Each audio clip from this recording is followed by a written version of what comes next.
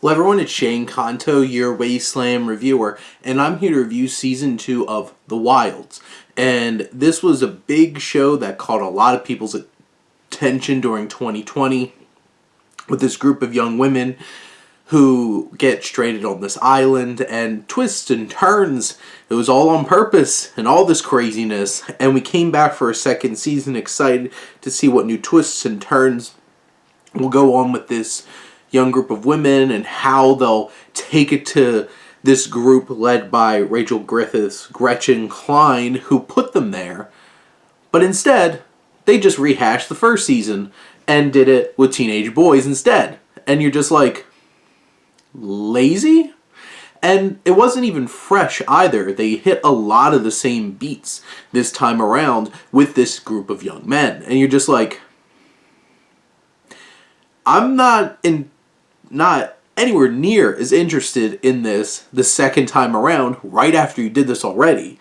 And, they do the Lost thing. They're on the island. Let's flash back to see what their lives were like before. And we do connect with them a little bit. Some of them are more interesting than others. They do tackle some interesting, timely themes in terms of sexual assault and being canceled and stuff like that. The issue is, this is 8 episodes. They give you considerably less time with these young men to actually connect with and really flesh out these characters, which is to the detriment. And in these 8 episodes, they're splitting time between these interviews that are going on between the young men, the young women, spending time on Gretchen Klein's whole story. And I'm like, less of you. I want to connect with these characters. And then you still have a bunch of the young women from the first season when they're still on the island in this season, crisscrossing with the young men on the island, and it's distracting, it's all over the place, and it's not as interesting or engaging this time around.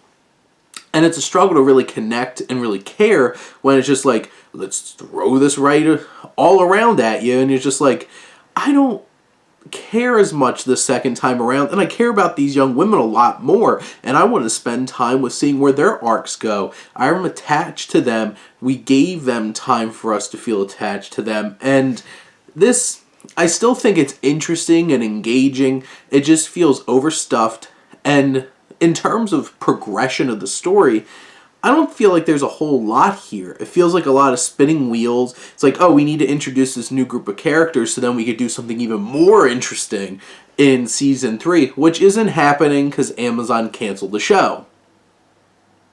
So there's the issue. Make it interesting now because you don't know when you're going to get to do the next one. And in the end, I do think that this is a familiar, rehashed version of the first season, but we still really love spending time with the characters from the first season. At least we get that. And then these new characters, some of them are more interesting than others, and we connect a little bit. There's just not enough time to really flesh things out in a meaningful way like the first season.